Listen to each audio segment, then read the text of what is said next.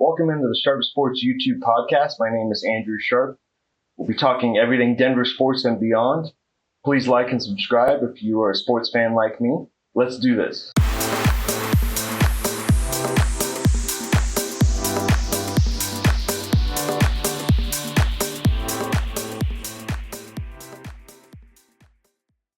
Welcome into the Sharp Sports YouTube podcast. My name is Andrew Sharp. Well, the Denver Broncos are away practicing this week for their first road game against the Indianapolis Colts on Sunday, a game in which in the beginning of the season I picked them to win.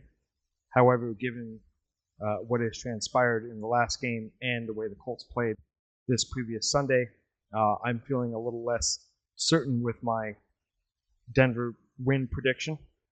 But Broncos are still looking good going on the road for their first game of the season, and we're going to talk about a few things heading into Sunday right now. Citing a article from Denver Sports 103 The Fan, a radio station in Denver that I am still a big fan of, that I worked for. Most people don't know that, but I did work for the Fan in promotions for a couple of years. And they had a couple of very interesting articles I thought that came out. And I'm going to link this below once I post. But the Broncos defense did some pretty interesting stuff that a defense for the Broncos has not done since Super Bowl 50. And I think a couple of things that they brought in the article really stand out.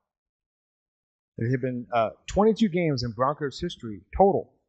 A team has posted at least 6 sacks while holding an opponent to a completion percentage below 50%. Now, granted, they were playing a rookie quarterback in his first start in Cam Ward. However, you can only play who's on your schedule. So Broncos defense basically dominating the game, and I'm kind of hoping that maybe they can do the same to Daniel Jones, even though I realize he is not a rookie and played very well against Miami. He can be baited into mistakes. And 44 is the percentage of rush snaps won by Nick Bonito. Nick Bonito, I didn't cover it on any of the pods lately, but Nick Bonito recently got a very nice but reasonable, not outlandish extension from the Denver Broncos for the next couple of years. Pays him around, if you look at the deal guarantees, it's kind of a little tricky on that, anywhere from $23 to $25 million a year. Nick Bonito had a wonderful year last year. I'm glad that the team was able to come to an agreement, and he should be in Denver for a very long time. 120 games that had passed, including the postseason, since the Broncos gave up as fewer passing yards as they did against the Titans. Because you have to factor in the 50 yards lost due to sacks. Tennessee Titans managed just 62 yards of passing yards. Of course, that could have been more had the Tennessee wide receivers decided to help out their young quarterback. But that's not the point. The point is this defense is really, I really think, can be elite, and it will travel on the road as the Broncos head to their first road game and definitely can take advantage of the Colts. In saying then the matchup of the Colts, again, article on the Fan, just taken from Sean's press conference, that he says he has to do a lot better with Bo Nix and the offense after their Week 1 performance.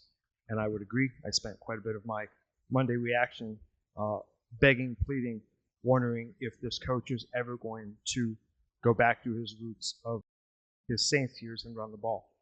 I'm not convinced. I would love to be wrong, but I think he can't help himself. He really can't help himself.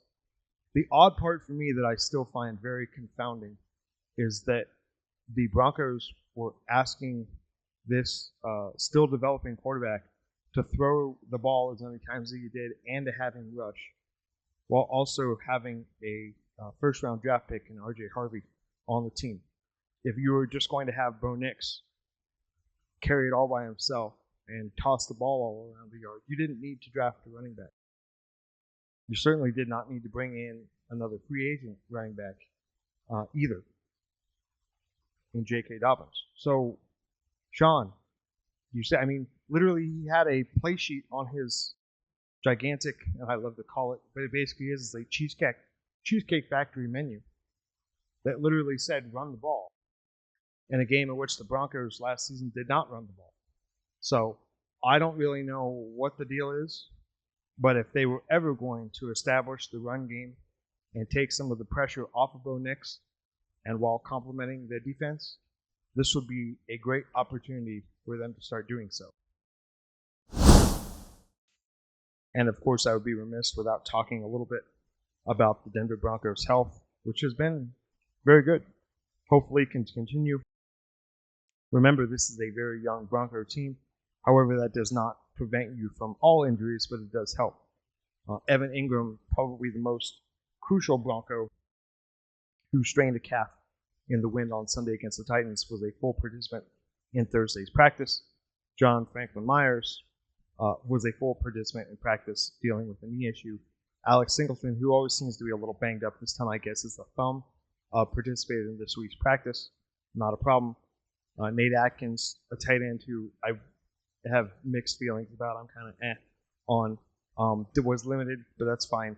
And Dre Greenlaw is still nursing a injured quad. Quite frankly, he doesn't really need to practice. He's a veteran player. He's a very good player. And the Broncos have so many guys on defense, defensively, that can rush the passer and cover. That his loss on defense, yes, I am a little nervous for him in the long run of the whole season, but for 1 or 2 games, the Broncos will be fine without him. And I really think the Broncos can go to Indy and win. And I basically would say my 3 keys to the game would be turn Daniel Jones over. Do not be confused. The Miami Dolphins are a team that I have, as they say, a little bit of action on to have the worst record in the league. They do not have a good football team.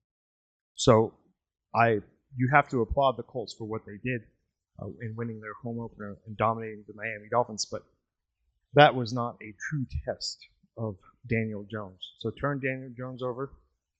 I want to see what R.J. Harvey can really do. Feed the back. He's a young man. He can handle the load. They really need to stick to the ground game, take some pressure off Bo.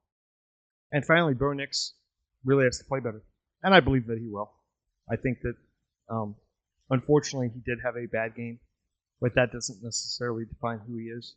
He can go back and watch the film, study hard, and honestly, as long as he is improving, actually, he really can only go up from where he was in this last game, which was probably his poorest NFL game. The Broncos should win this game. And my final prediction would be the Broncos come out on top in Indianapolis, 24 to, we'll say, 16. 24-16. So, big win for the Broncos. I'm pretty confident that they can really, I don't think the offense has to be amazing. I just am not a believer in Daniel Jones at all. Anyways, thanks for tuning in. Once again, my name is Andrew Sharp, Sharp Sports YouTube podcast. And I'll be happy to write, but regardless, I'll be back here reacting to the game. And thanks for tuning in. And we'll see you next time.